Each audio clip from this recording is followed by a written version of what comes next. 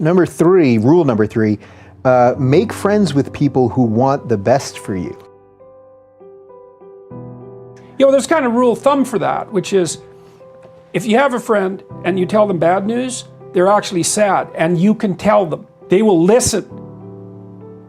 They'll listen. They'll take the damn pain, and they won't tell you about some worse thing that happened to them, defensively, say. Or they won't secretly be happy that you got knocked off your pedestal. They'll listen. And then the other thing is if you have a friend and something good happens to you, they're happy. Yeah, well, that's the thing, is if you're trying to quit smoking and your friends are offering you cigarettes, that's look, there's a joke. You can make a joke about that. And if it's a joke, it's fine. But often those sorts of jokes aren't jokes. It's like, I'm smoking, you're quitting, you think you're better than me. It's like, can I get you to smoke? And then I don't have to be embarrassed that I'm not able to do it, or you're an alcoholic. It's like, well, it's okay that you mistreat me in a way that's harmful to me and everyone else. It's like, actually, no, that is not okay. It's not the least bit okay. That doesn't mean you shouldn't try to help someone when they're down. That's a whole different issue.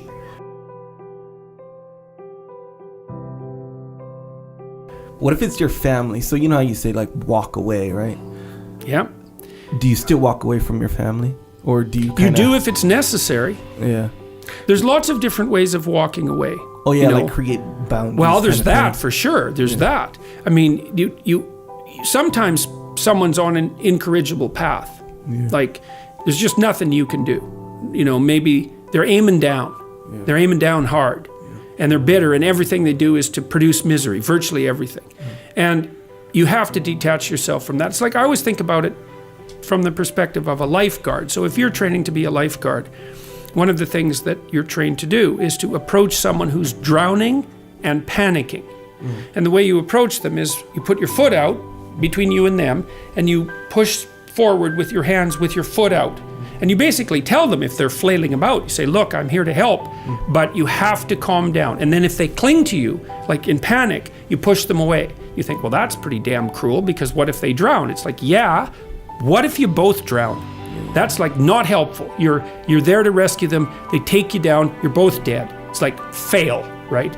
So you say, look, quit panicking, I'll help you out, but I'm not drowning along with you. It's like, well, it's the same with someone in your family. It's like, if they're on a downward path and you've done your best, you've made your efforts, and they're not paying attention, they're not changing. They say, yeah, well, I'll quit doing this. Yeah, I'll quit doing this. They tell you the same story over and over and over. It's a downhill path. You don't trust it. At some point, first of all, you stop offering your words.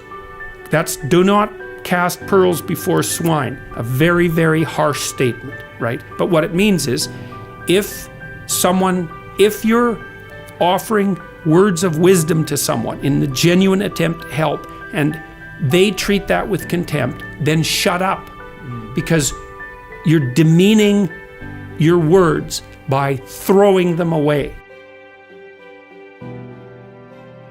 You think, well, how do you help someone who's aiming down?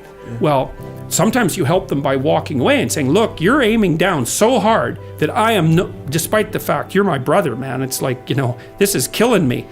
You're aiming down so hard, I'm not coming along with you. And the reason I'm not is to tell you in no uncertain terms that what you're doing is so terrible that I will even violate our kinship to oppose it. And maybe it'll take them 10 years to wake up to that, And so that can be the case because, people often have to be hit so many times before they'll learn. You see that especially if someone's addicted or otherwise pursuing a pathway that's seriously downhill. Here's how you know if someone's your friend. A, you can tell them bad news and they'll listen. They won't tell you why, you're stupid and why that bad thing happened to you and how something worse happened to them once and, derail the whole conversation. You can actually tell them bad news and they'll listen.